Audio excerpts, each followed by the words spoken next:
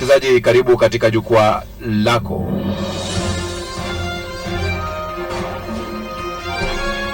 Anayekualika kwenye jukwaa hili naitwa Kantona Joseph.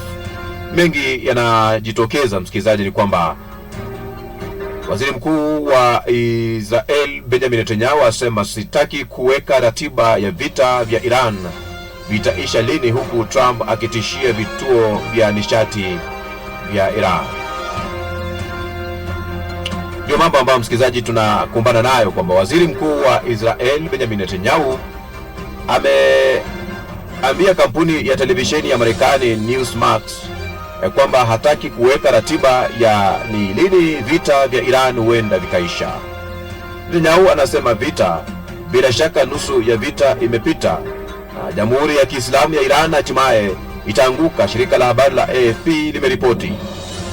Wakati huo huo, jeshi la ulinzi la Israel IDF linasema kuwa limetambua makombora yaliyorushwa kutoka Iran kuelekea Israel na kwamba mifumo ya ulinzi ya anga ya sasa inafanya kazi kuzuia tishio. Tahadhari imetolewa kwa umma kuwashauri watu kuelekea maeneo salama na kujikinga dhidi ya makombora na kusalia hapo hadi ilani nyingine itakapotolewa. Kwingineko msikilizaji, ni kwamba waziri wa mambo ya nje wa Iran Abbas Araghchi amefahamisha Saudi Arabia kwamba wakati umefika wa kuyaondoa majeshi ya Marekani nchini mwao. Operesheni za Iran zinalenga wachokozi wa maadui ambao hawaheshimu Waarabu au wa Iran. Araghchi alichapisha maoni yake pamoja na picha inaonekana kuonyesha ndege iliyoharibiwa na iliyo na alama ya jeshi la anga la Marekani. Kamandi kuu ya Marekani bado haijatoa kundi ama kauli yoyote ya tahadhari kuhusu tukio hilo. Ndio sasa hivi msikilizaji, kwenye jukwaa letu asubuhi hii tunaangazia kwa mapana na marefu hatua hii ambayo inajitokeza. Ni hatua ambayo tunalivalia njuga asubuhi hii, kuna kwamba tujue ni kipi hiki ambacho kinajitokeza katika ulimwengu mzima wa Mashariki ya Kati, ambapo wa Iraq wapo kwenye bumbuazi. Kwa nini? Ndio swala ambalo namna hiyo tunajiuliza. Trump adhibitisha mawasiliano na spika wa bunge la Iran, ataka nchi za Kiarabu zichangie gharama. Ndio masuala ambayo namna hiyo tunafuatilia kwenye jukwaa letu. Rais wa Marekani Donald Trump amethibitisha kuwa Washington imekuwa ikiwasiliana katika wiki za hivi karibuni na spika wa bunge la Iran Mohammad Bagher Ghalibaf, akimtaja kama mhusika muhimu katika mawasiliano ya kidiplomasia yanayoendelea. Akizungumza na gazeti la New York Post, Trump amesema atajua ndani ya wiki moja kama Ghalibaf ni mtu ambaye Marekani inaweza kufanya naye kazi. Ingawa Ghalibaf amekuwa akitazamwa kama njia ya mawasiliano licha ya msimamo wake mkali na uhusiano wake na jeshi la walinzi wa mapinduzi ya Kiislamu IRGC, maafisa wa Marekani walikuwa hawajamtaja hadharani hapo awali. Trump alieleza kuwa kumtaja hadharani mtu anayehusika katika mazungumzo kunaweza kumweka hatarini. Wakati huo huo, ikulu ya White House imeonyesha kuwa Trump ana nia ya kuona nchi za Kiarabu zikichangia kugharamikia operesheni za kijeshi za Marekani dhidi ya Iran. Akizungumza katika mkutano na waandishi wa habari, msemaji wa White House Caroline Leavitt alisema rais angependa kuziomba nchi za Kiarabu kusaidia kifedha kama ilivyotokea wakati wa vita vya Ghuba miaka 1990. Aliongeza kuwa swala hilo linaweza kujadiliwa zaidi na Trump hivi karibuni. Leavitt pia alisisitiza kuwa mazungumzo kati ya Marekani na Iran yanaendelea na yanafanya vizuri licha ya kauli tofauti kutoka Tehran. Alibainisha madai ya Marekani kuwa takriban 70% ya miundombinu ya uzalishaji wa makombora, drone na vifaa vya majini vya Iran vimeharibiwa. Kwa mujibu wa White House, viongozi waliobaki wa Iran wanaonesha utayari zaidi wa kufanya mazungumzo ili kuepuka uharibifu zaidi. Leavitt alisema kuna tofauti kati ya kauli za hadharani za Iran na mawasiliano ya faragha. Hata hivyo, baadhi ya maafisa wa Kiarabu wanaofahamu juhudi za upatanishi wanasema mawasiliano bado sio ya moja kwa moja yakifanyika kupitia nchi nyingine. Marekani imetaja uamuzi wa Iran kuruhusu meli kadhaa za mafuta kupita katika mlango wa Hormuz kama ishara ya utayari wa mazungumzo, ingawa wapatanishi wanasema Iran huenda isikubali masharti ambayo ilikataa kabla ya vita. Ndio masuala muhimu ambayo tunayafuatilia msikilizaji kwenye taarifa yetu, ambapo namna hiyo katika simulizi imekueleza kwamba Waziri Mkuu wa Israeli Benjamin Netanyahu amefahamisha kampuni ya televisheni ya Marekani Newsmax kwamba hataki kuweka ratiba ya ni lini vita vya Iran huenda vikaisha. Netanyahu amesema vita bila shaka nusu ya vita imepita na Jamhuri ya Kiislamu ya Iran hatimaye itaanguka, shirika la habari la AFP limeripoti. Wakati huo jeshi la ulinzi la Israeli IDF limesema kuwa limetambua makombora yaliyorushwa kutoka Iran kuelekea Israel na kwamba mifumo ya ulinzi ya anga kwa sasa inafanya kazi kuzuia tishio. Haya yakijiri msikilizaji, waziri wa mambo ya nje wa Iran Abbas Araghchi amefahamisha Saudi Arabia kuwa wakati umefika wa kuyaondoa majeshi ya Marekani nchini mwao. Operesheni za Iran zinalenga wachokozi wa maadui ambao hawaheshimu Waarabu au wa Iran. Araghchi amechapisha maoni yake pamoja na picha iliyoonekana kuonyesha ndege iliyoharibiwa na iliyo na alama ya jeshi la anga la Marekani. Hili ni jukwaa lako ambalo hivi sasa tunalijadili msikilizaji, kabla ya kupokea taarifa ya habari, masuala haya ambayo yanaibuka, na kwamba wakati huo msikilizaji, rais wa Ukraine Volodymyr Zelensky ameishtumu Urusi kutoa taarifa ya kijasusi kwa Iran. Volodymyr Zelensky ameishutumu Urusi kwa kuipatia Iran taarifa za kijasusi pamoja na picha za satellite ili kusaidia mashambulizi wakati wa kampeni ya kijeshi ya Marekani na Israel dhidi ya Tehran. Katika mahojiano na mwandishi wa Channel 12 Barak Ravid, Zelensky amesema Ukraine ina taarifa kuwa Urusi imekuwa ikitoa picha zilizopigwa na satellite kwa utawala wa Iran. Kwa mujibu wake, msaada huo wa kijasusi umeanza tangu mwanzo wa vita na unalenga kurefusha mgogoro huo, jambo ambalo Moscow inaliona kuwa lina manufaa kwake. Zelensky pia alizungumzia msimamo wa Israel akisema amekuwa na mawasiliano machache sana na Waziri Mkuu Benjamin Netanyahu katika kipindi cha miaka miwili iliyopita. Alibainisha kuwa Netanyahu anaonekana kujaribu kusawazisha mahusiano kati ya Urusi na Ukraine licha ya madai kuwa Urusi inaiunga mkono Iran. Rais huyo wa Ukraine alisema viongozi hao walikutana mara ya mwisho wakati wa mkutano mkuu wa Umoja wa Mataifa Oktoba mwaka 2023, na tangu wakati huo wamezungumza mara chache kwa simu. Alionyesha nia ya kupanua mazungumzo na Israel, akidokeza uwezekano wa ushirikiano wa kijeshi. Tuna kile anachohitaji, naye ana kile tunachohitaji. Tuko tayari kwa mazungumzo hayo, alisema Zelensky, akimaanisha uwezekano wa kusaidiana kijeshi. Zelensky pia alieleza kuwa hivi karibuni Ukraine imetuma wanajeshi wake Jordan, Saudi Arabia na Falme za Kiarabu kusaidia kukabiliana na drone za Iran ikitumia uzoefu wake wa vita.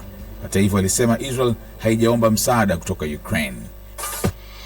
Ndio jukwaa letu msikilizaji, hivi sasa niruhusu tupokee taarifa ya habari, ambapo namna hii inakujia kwa hisani kuu ya RFI, kati ambapo una jiandaa kupokea taarifa ya habari na kufahamisha kwamba matangazo haya ni mbashara kupitia idhaa hii ya Kiswahili ya Radio Fortune Africa RFA.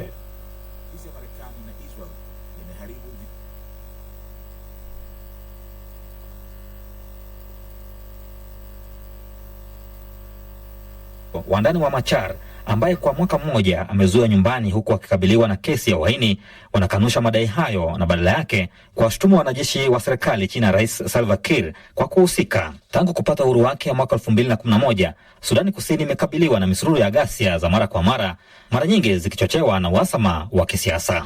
Na Victor Muturi kutoka huko Sudani Kusini, tuelekee nchini Kenya, ambako kuelekea uchaguzi mkuu wa mwaka ujao, jana siku ya Jumatatu, Kenya ilianzisha kampeni ya kusajili wapiga kura wapya kabla ya uchaguzi huo mkuu, huku vijana wengi wakihimizwa, baadhi wakitumia vichekesho vya mtandao wa TikTok na muziki ili kuondoa ile hali ya kutokujali miongoni mwa wenzao.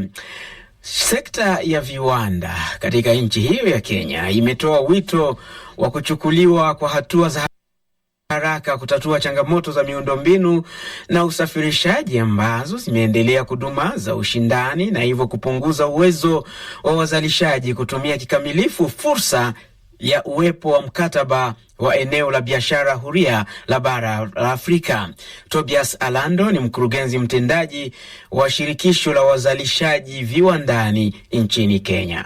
Ukiangalia vile tangu tupate uhuru nchi zote, hizi mambo za reli zilijengwa ili kutoa bidhaa fulani kutoka nchi za Afrika na kuzipeleka ng'ambo. Hazikuundwa ili kufanya biashara kati ya Afrika, nchi za Afrika, ambapo sasa nchi za Afrika lazima tuamke tuseme sisi tunataka kufanya biashara kati yetu. Kama ile infrastructure I support hivyo, ni sisi lazima tuweke pesa ili tujenge infrastructure. Na kwa upande wake Harriet Ngok, mkurugenzi wa kampuni ya Botanical inayotengeneza dawa za mitishamba na pia mwenyekiti wa kituo cha wafanyabiashara wakati katika shirikisho la wazalishaji, anasema licha ya changamoto wafanyabiashara wanahitaji kujiamini. Utapata kuwa AfCFTA yenyewe it's a very good program, lakini utapata kuwa bado ni kama iko kwa karatasi, bado tunaongea tu kwa meetings, lakini yule mtu anafanya kazi kwa border control hajui hiyo regulation. Mtu mwingine anafanya kazi kwa pengine industry ama pengine ako Nigeria anafanya kazi na regulator hajui hiyo, na haijapatiwa kila mtu na haijafundishwa kila mtu ndio waelewe tutafanya hivi na hivi na hivi. Ni sauti yake Harriet Ngok, mkurugenzi wa kampuni ya Botanical inayotengeneza dawa za mitishamba na pia mwenyekiti wa kituo cha wafanyabiashara wakati katika shirikisho la wazalishaji nchini Kenya KAM. Taarifa iliyowasilishwa na mdhibiti na mkaguzi mkuu wa hesabu za serikali kule nchini Tanzania inasema shirika la ndege la Tanzania ATCL linaendelea kujiendesha kwa hasara, huku Dr. Charles Kichere akisema kwamba shirika hilo limepata hasara ya zaidi ya shilingi bilioni 191 ndani ya kipindi cha mwaka mmoja. Kwa ujumla, tangu kuanzishwa kwa shirika hilo limekusanya hasara ya takriban shilingi bilioni 748, imesema taarifa hiyo. Kule DRC, kesi inayomkabili Dr. David Balanganai anayetuhumiwa kwa ukatili dhidi ya mgonjwa wake baada ya kujifungua inaendelea mjini Kinshasa na baadaye imeahirishwa hadi kesho siku ya Jumatano. Nani barafiki, tuambie mada ya barafiki, Benson Wakoli. Na leo kwenye makala Barafiki tunaangazia ripoti ya shirika la Amnesty International kuonya kuwa kombe la dunia la mwaka huu linaweza changia ukiukaji mkubwa wa haki za binadamu duniani kutokana na mpango wa mataifa wenyeji kuweka mikakati kali za uhamiaji na ufuatiliaji wa karibu wa mashabiki wa kigeni. Kwa hivyo tunamuuliza msikilizaji, mashabiki kutoka Afrika watakuwa salama kushabikia timu zao kule Marekani, Mexico na Canada? Serikali zetu zifanye nini kulinda haki za raia wao wanapokwenda kushabikia timu zao kwenye kombe la dunia mwaka huu? Atume ujumbe wako mfupi wa sauti kwenda nambari yetu mtandao WhatsApp 254 110 000 420. Rais wa Jamhuri ya Afrika ya Kati Faustin Archange Touadera ameapishwa jana kuendelea kuiongoza nchi yake kwa muhula wa 3 huku akiahidi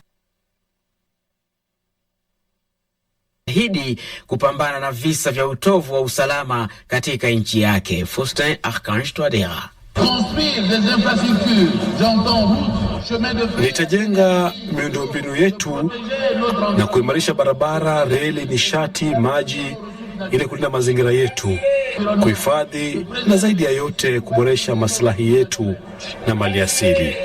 Pia kuhakikisha kwamba ustawi wa watu wa Jamhuri ya Afrika ya Kati na kutekeleza kwa akili zote majukumu yangu, na kamwe situtumia mamlaka vibaya niliyopewa na katiba kwa faida yangu binafsi.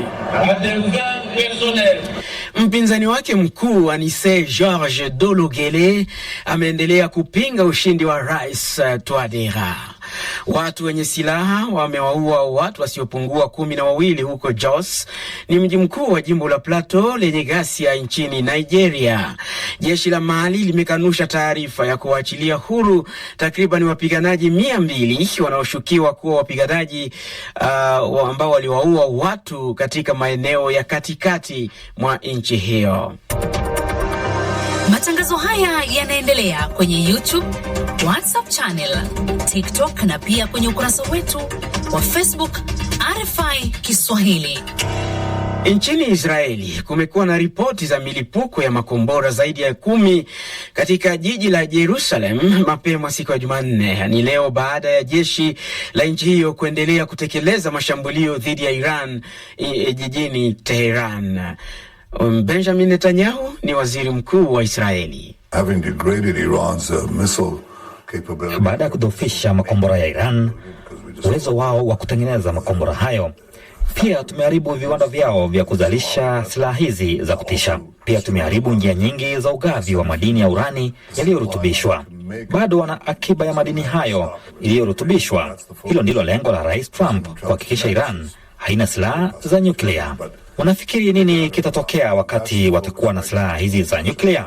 Angalia wanachofanya. Wanalipua kila nchi iliyo karibu nao, vilevile nchi ya Ulaya kama vile Cyprus kupitia washirika wake Hezbollah, na wanafanya hivyo bila silaha za nyuklia. Katika hatua nyingine, rais wa Marekani Donald Trump kwa mara nyingine ametishia kuharibu kabisa maeneo ya nishati ya Iran kama maeneo ya mafuta kama vile kisiwa chenye utajiri wa mafuta cha Karg na maeneo ya kusafisha mafuta. Msemaji wa ikulu ya White House Caroline Leavitt amesema Rais Trump ameweka wazi kabisa kwa utawala wa Iran kwamba kwa wakati huu ni dhahiri kufanya makubaliano, la sivyo jeshi la Marekani lina uwezo zaidi duniani na rais haogopi kulitumia jeshi hilo kufikia malengo kamili ya operesheni Epic Fury. Rais Trump atasonga mbele bila kusita na anatarajia serikali ya Iran kufanya makubaliano na utawala wake. Haya yanajiri wakati shambulio la Iran lilisababisha moto mkubwa kwenye meli ya mafuta ya Kuwait katika bandari ya Dubai. Vyombo vya habari vya serikali vimeripoti Jumanne hii. Hii ni RFI Kiswahili, msikilizaji. Tunasikika pia kupitia mitandao ya Facebook, YouTube na redio washirika. Ni saa 1:40 kwa saa za Afrika Mashariki. Mwenzangu Benson Wakoli yuko tayari kuletea makala ya Jua Haki Zako, lakini kwanza tupate habari za michezo. Kipenga kimelia. RFI Kiswahili michezo na mwenzangu hapa Victor Abuso. Karibu Victor. Naam, asante sana mwenzangu Ruben. Je, timu ya taifa mchezo soka ya DRC itafuzu kwenye michuano ya kombe la dunia? Ni swali kubwa ambalo bila shaka limeibua niseme mjadala mkubwa kule DRC baada ya baadhi ya mashabiki, hasa zaidi wale wakina Lumumba, ule jamaa ambaye aliweka mkono juu kule kwenye michuano ya Morocco, kukataliwa kupewa visa. Sasa watu wanajiuliza, je, sasa hivi timu yetu itafanyaje? Bila shaka jibu la swali hili linasubiriwa katika mechi ya mwisho kati ya Leopards na Jamaica itakayochezwa baadaye leo usiku ili kupata timu moja itakayofuzu katika michuano hiyo. Mamia ya mashabiki kama ulivyosema, wengine wameshafanikiwa kwenda kule Mexico kwenda kuishabikia Leopards ambayo inatafuta ushindi ili kurejea kwenye michuano hiyo. Walioshiriki mara ya mwisho mwaka 1974 wakati huo DRC ikiitwa Zaire. Michuano ya kombe la dunia itachezwa nchini Marekani, Canada na Mexico kuanzia tarehe 11 mwezi Juni hadi tarehe 19 mwezi Julai. Na mechi hii ya DRC na Jamaica inachezwa kule nchini Mexico. Ni mechi muhimu sana. Kwa hivyo kesho tutakuwa tunafahamu, je, Leopards imefuzu au inarejea jijini Kinshasa. Bahati mbaya Victor ni kwamba kuna taarifa ambayo imeenea DRC kwamba wengi wa mashabiki walinyimwa visa kuelekea Mexico. Naam, shirikisho la soka nchini Ghana limefuta kazi kocha wa timu ya taifa Otto Addo saa kadhaa tu baada ya Black Stars kufungwa na Ujerumani katika mechi ya kimataifa ya kirafiki jana. Ujerumani ilifunga Ghana 2-1.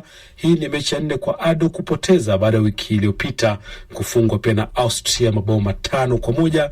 Ghana imepangwa na Uingereza, Croatia na Panama kwenye michuano ya kombe la dunia ambayo inaanza mwezi Juni. Na leo kutakuwa na mechi za mwisho za hatua ya awali kwa timu za Afrika ili kufuzu katika hatua ya makundi kutafuta tiketi ya kucheza katika michuano ya AFCON mwaka ujao itakayochezwa hapa Kenya, Tanzania na kule nchini Uganda. Timu ya Burundi itacheza na Chad katika mechi ya kwanza. Burundi ilichomoza na ushindi wa mabao 4-0. Mauritius itacheza na Somalia, huku Eswatini ikicheza na Eritrea, na Ethiopia itamenyana na Sao Tome and Principe. Katika mechi zilizochezwa mwisho wa wiki iliyopita ni kwamba Lesotho na Sudan Kusini zimeshafuzu katika hatua ya makundi baada ya kupata ushindi.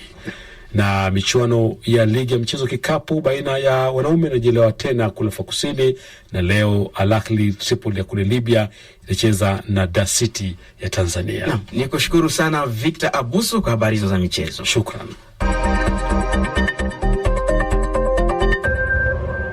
Ni saa 1:43 kwa saa za Afrika Mashariki. Karibu Victor Moturi na uchambuzi wa magazeti. Habari ya asubuhi. Njema sana Ruben, ni muda hatujakutana. Ni kweli kabisa, karibu tena. Asante sana, nimekuandalia taarifa za magazeti mbalimbali katika kanda ya Afrika Mashariki, lakini tuanzie kule nchini Kenya ambapo gazeti la Daily Nation nasema kwamba jinsi maeneo mbalimbali na majimbo mbalimbali nchini humo yatakavyo sajili wapiga kura wapya, hasa vijana wa Gen Z.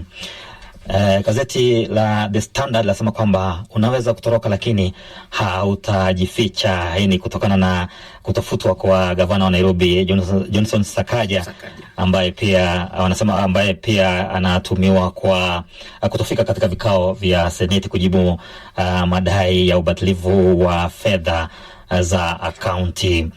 Gazeti la Taifa Leo Ruben lasema kwamba kazi kwa Niko Kadi. Hii ni harakati mchakato wa vijana kusema kwamba wako tayari kujisajili na kuweza kuwarai wenzao kujitokeza kwa wingi. Kumbuka kwamba ile tume ya IBC inalenga kusajili watu milioni 6, wengi wao wakiwa vijana. Nchini Tanzania, tuanzie kule Zanzibar leo wasema kwamba Dkt. Mwinyi tutachukua hatua kuliongezea dhamani zao la mwani. Hili ni zao ambalo linapatikana baharini. Tanzania, gazeti la Uhuru wasema kwamba taasisi zinazofanya vibaya kuanikwa. Samia ametoa taarifa hiyo. Nchini Uganda, Bwana Ruben, gazeti la Daily Monitor asema kwamba uhalifu umepungua. Hii ni ripoti ya polisi nchini humo. Kule Rwanda, gazeti la New Times lasema kwamba chanjo ya kuzuia virusi vya ukimwi inayojulikana kama Cabotegravir kwanza kutekelezwa nchini nzima. Hii ni kufuatia awamu ya majaribio ya mwaka mmoja ambayo serikali inasema ilionyesha mafanikio mema. Ni taarifa nzuri hiyo. Katika mtandao wa Radio Kapi kule DRC, mkurupuko wa ugonjwa wa kipindupindu wasababisha vifo vya wafungwa 11 katika gereza la Mbanza Ngumbu, huku mamlaka zikifanya kila juhudi kukabiliana na hali hiyo. Vile vile chapisho hilo la sema kwamba mamlaka ya mto RFF yatoa wito kubomolewa kwa nyumba zilizojengwa katika maeneo ya njia za majuko. Na asante sana Victor Moturi kwa uchambuzi wa magazeti. Na sasa tupate makala.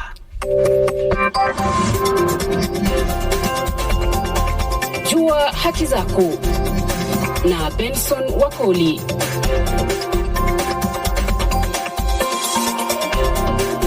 Msikilizaji, hujambo na karibu kwenye makala ya leo ya Jua Haki Zako, makala ambayo siku zote kuelimisha kuhusu haki zako tena za kimsingi. Leo tunaangazia ripoti mpya kuhusu ufadhili wa majanga na mabadiliko ya tabia nchi katika maeneo kame kanda ya Afrika Mashariki, iliyochapishwa na mashirika kadhaa likiwemo shirika la Oxfam. Shabaha yetu leo inalenga taifa la Kenya. Ripoti hii inaonyesha kuwa licha maeneo haya kuathirika zaidi na ukame, mafuriko na mabadiliko ya tabia nchi, bado fedha nyingi hazifiki moja kwa moja kwa wananchi wanaohitaji msaada huu. Swali ni je, jamii za maeneo haya zinashirikishwa kikamilifu na haki yao katika rasilimali hizi inalindwa? Ndiyo maswali tutakuwa tunayajibu kwenye makala haya. Karibu, jina langu ni Bwana Benson Wakoli. Nitazungumza na wadau kadhaa kuhusiana na swala hili.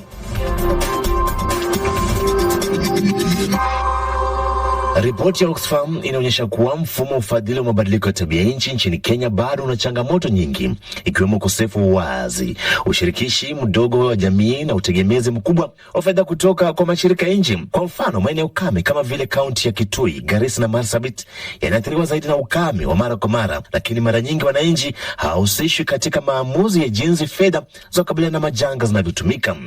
Hapa nazungumza na Binur Agono, mwanaharakati kutoka jimbo la Marsabit nchini Kenya. Nimesikia kuna pesa nyingi inaenda kwa mashirika badala ya kwenda kwa serikali. Nataka kuuliza, kwani ni jukumu la nani? Ni jukumu la nani kuweza kuendeleza raia? Ni jukumu ya serikali, na washikadau wengine ni kusaidia tu. Kwa hivyo nataka pia kusema ya kwamba kama shirika, pesa za mashirika zinaonekana zinafanya kazi na watu wanafurahia kazi ya mashirika, na ndio wanakimbilia kama first line responders kwa sababu ya ile usaidizi wanatolea.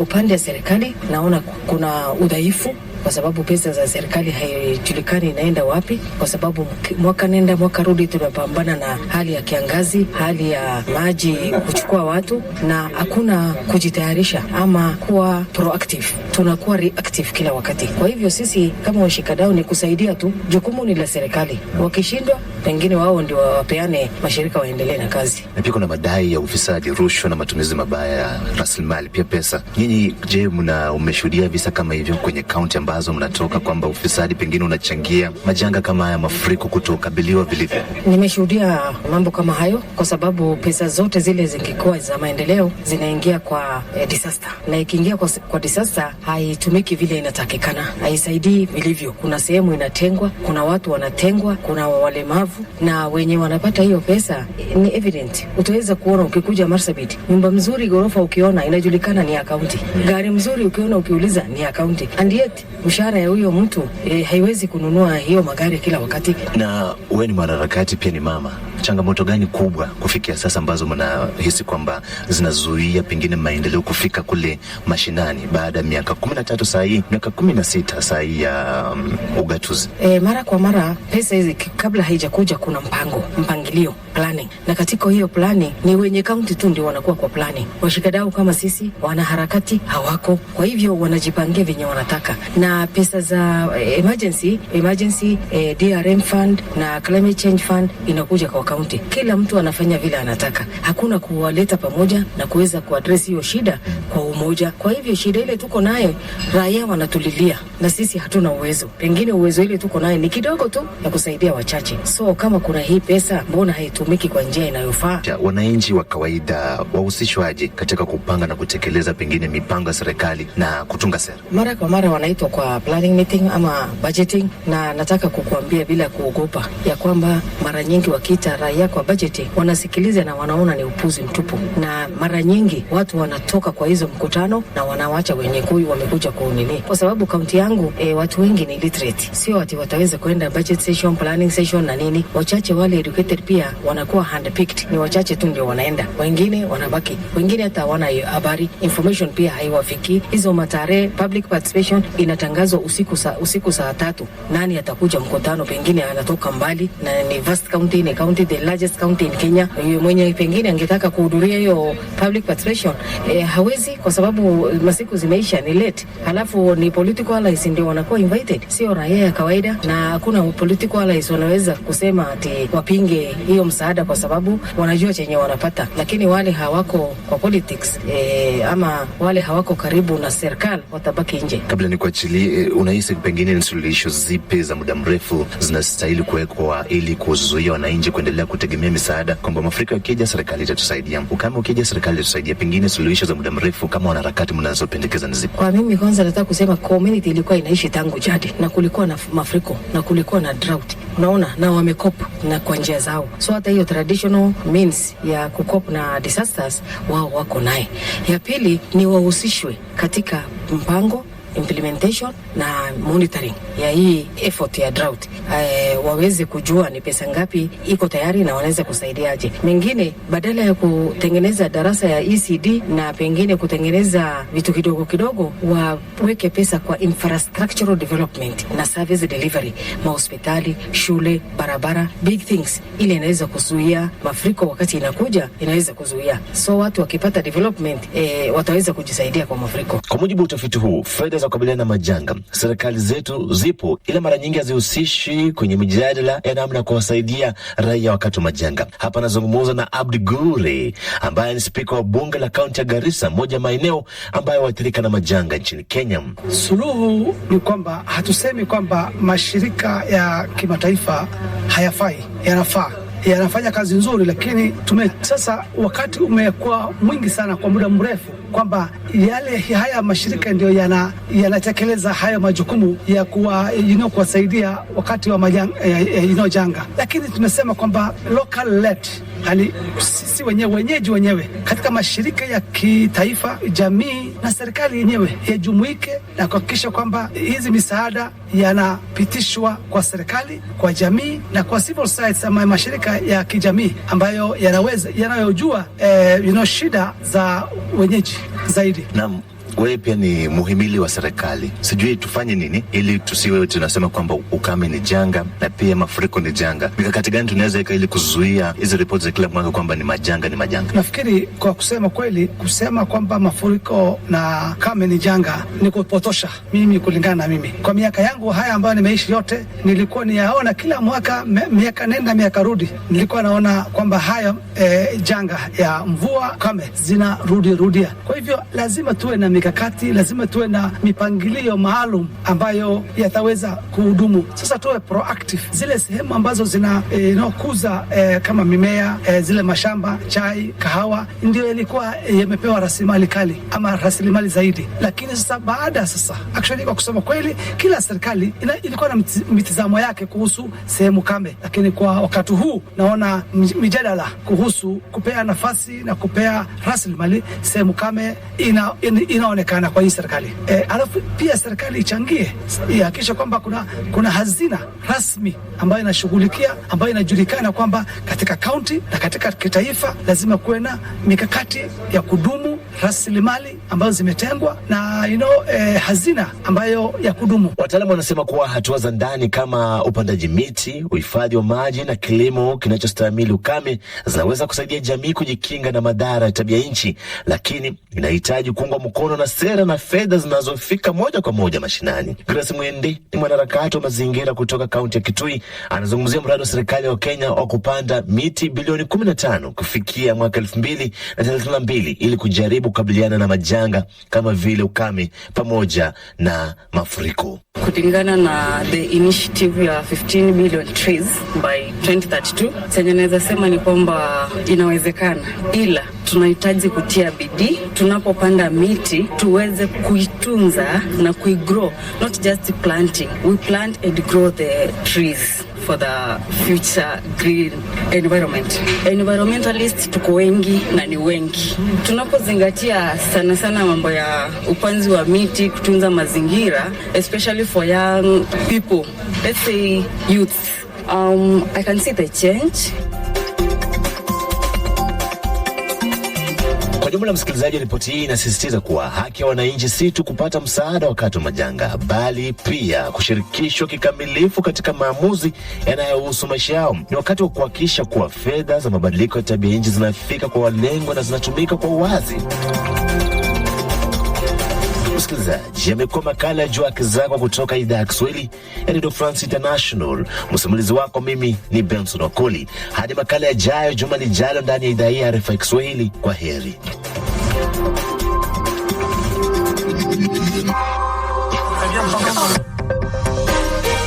Ripoti ya Amnesty International imeonya kuwa kombe la dunia mwaka huu linaweza kuchangia ukiukaji mkubwa wa haki za binadamu kutokana na mpango wa mataifa wenyeji kuweka mikakati kali za uhamiaji na ufuatiliaji wa karibu wa mashabiki wa kigeni. Tunakuuliza, mashabiki kutoka Afrika watakuwa salama kushabikia timu zao kule Marekani, Mexico na Canada? Je, serikali zetu zifanye nini kulinda haki za raia wao wanaposafiri kwenda kushuhudia kombe la dunia? Tuma ujumbe wako mfupi wa sauti kwenda nambari yetu ya mtandao wa WhatsApp 254 110 000 420. Namna sasa ni kukumbushe baadhi ya habari kuu za dunia tumekuandalia. Miongoni ni pamoja na watu zaidi ya 70 wameuawa katika shambulio kule Sudan Kusini. Asante sana Ruben Lukumbuka. Unazidi kupokea jukwaa letu msikilizaji,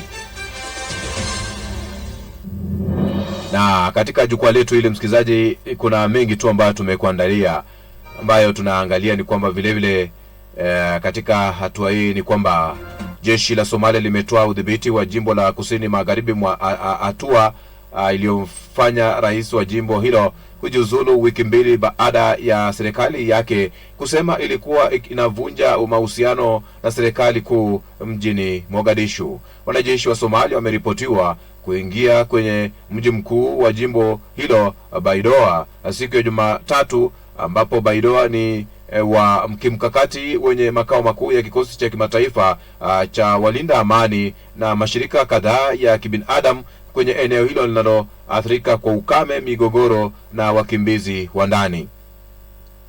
Rais wa jimbo hilo Abdiaziz Hassan Mohamed Laftagarin ameandika kupitia mtandao wa Facebook kuwa amejiuzulu wadhifa wake siku chache baada ya kuchaguliwa kuongoza tena kwa muhula mwingine wa miaka 5. Wakazi wengi wameukimbia mji wa Baidoa na baadhi ya mashirika ya misaada yamesitisha shughuli zao wakihofia mapigano kati ya wanajeshi wa serikali kuu na vikosi vya jimbo. Mkuu wa sera nje ya Umoja wa Ulaya Kaja Kallas anaongoza ujumbe wa mawaziri wa kigeni wa mataifa wanachama wa umoja huo huku kitembelea kitongoji cha Bucha nchini Ukraine siku ya Jumanne hii, kilichokombolewa kutoka kwenye jeshi la Urusi. Ziara hiyo inakusudia kuadhimisha miaka 4 tangu wilaya hiyo ya mji mkuu wa Ukraine Kyiv kukombolewa kutoka mikononi mwa wanajeshi wa Urusi na kuibua ukatili mkubwa wa kivita uliotendeka. Bucha iliyo magharibi mwa Kyiv ilikaliwa na vikosi vya Urusi katika siku ya mwanzo ya vita ilianzishwa na Urusi mnamo Februari mwaka 2022. Baada ya wanajeshi wa Ukraine kufanikiwa kukirejesha mikononi mwao miili ya raia kutanika imetapakaa kwenye mitaa ya kitongoji hicho, huku ikiwa imefungwa mikono kwa nyuma.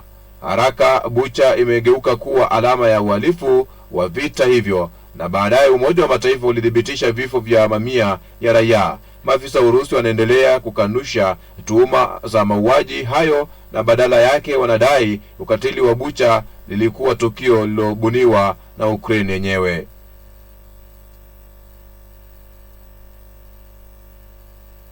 Bei ya mafuta imeripotiwa kupanda tena kwenye soko la dunia kutokana na athari za moja kwa moja za vita vilivyoanzishwa na Marekani na Israeli dhidi ya Iran, ambao leo imeingia siku yake ya 32. Mapema asubuhi ya Jumanne hii, pipa moja la mafuta liliuzwa kwa dola 115.17 za Kimarekani kwenye masoko ya Asia, ikiwa ni muda mchache baada ya meli nyingine ya mafuta kushambuliwa kwenye bandari ya Dubai.